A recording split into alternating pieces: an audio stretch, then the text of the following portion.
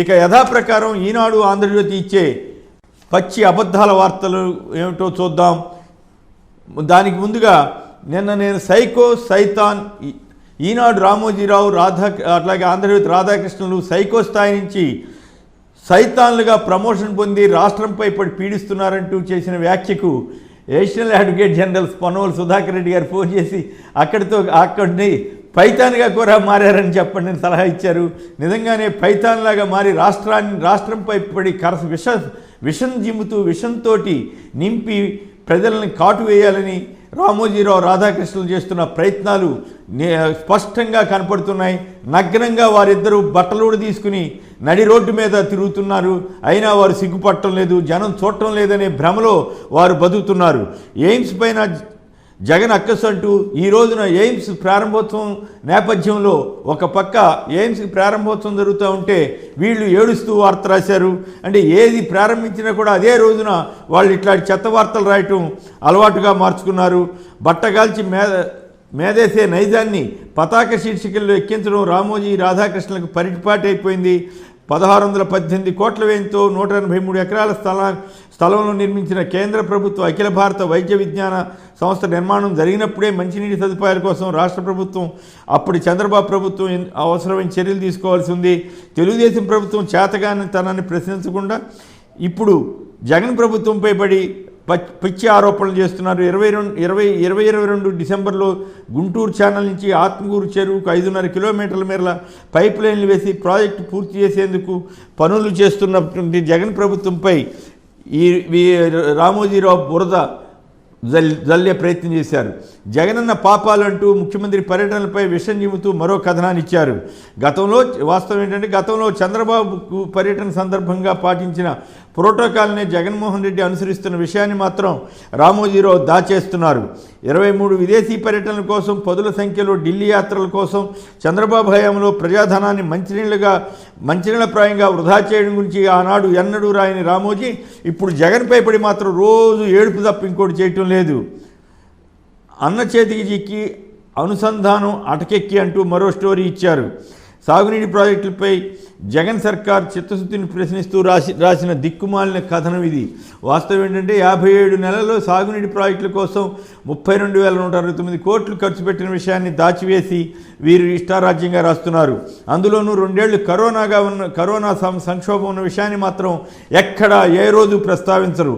అక్షర పుత్రికలపై వాలంటీర్ల దాష్టికం అంటూ మరొక వాలంటీర్లపై పడి రామోజీ ఈ వయసులో కూడా దారుణమైన కథనాన్ని ఇచ్చారు.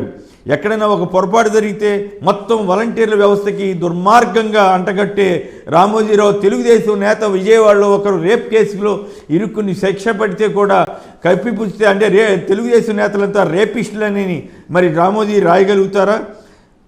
వాస్తవం ఏంటంటే నరసరావుపేటలో జరిగిన ఒక ఘటనలో నిందితుడిపై ఫోక్సో చట్టం కేసు నమోదు చేశారు.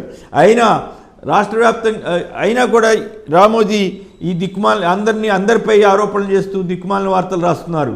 రాష్ట్ర వ్యాప్తంగా సంచలనం సృష్టించిన నాగార్జున యూనివర్సిటీలో రితేశ్వరి గుంటూరు మెడికల్ కాలేజీలో వైద్య విద్యార్థిని ఆత్మహత్య చేసుకున్నప్పుడు మాత్రం రామోజీ ముద్దు నిద్రపోయి అసలేమి ఎరగనట్లు నటించారు.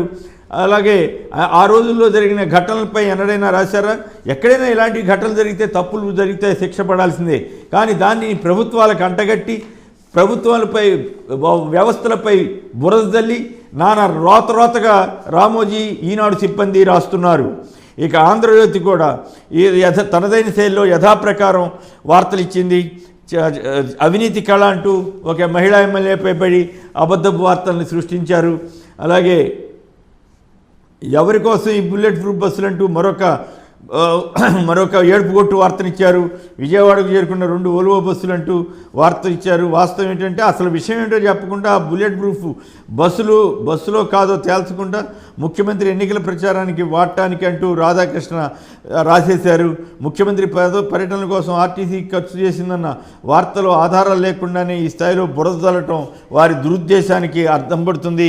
గతంలో చంద్రబాబు బుల్లెట్ ప్రూఫ్ బస్సుల్లో తిరగనట్లుగా ఇప్పుడు మాత్రమే తిరగబోతున్నారన్నట్లుగా ఏడుపుగొట్టు వార్తను రాశారు. నిజంగానే అలాగే ఇక ఆంధ్రజ్యోతి చెత్త పలుకులో కూడా స్కిల్ డెవలప్మెంట్ స్కామ్లో అసలు చంద్రబాబు గారికి చాలా అన్యాయంగా జైల్లో పంపించారు, కేసులు అసలేమీ లేదని చెప్పి చెత్త పలుకు రాసి పైరవి బ్రోకర్గా పేరొందిన రాధాకృష్ణ అవినీతికి భుజాన కొమ్ము వేసుకుని రాస్తున్నారు. మరి అసలేమీ అవినీతి జరగకపోతే చంద్రబాబు పిఎస్ శ్రీనివాస్ ఎందుకు పరారైపోయారు, ఎందుకు అలాగే పలువురు ఎందుకు అప్రూవర్లుగా మారి స్కిల్ స్కామ్లో జరిగిన అవినీతిపై ఎందుకు అఫిడవిట్లు దాఖలు చేశారు?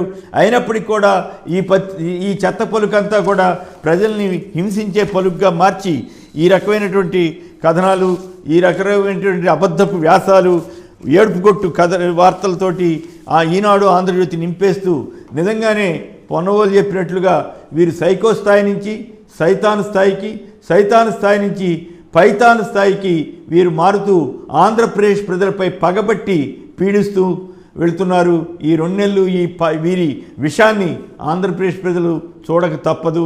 ఏం చేస్తాం, మన కర్మ అనుకుని సరిపెట్టుకోవాల్సిందే.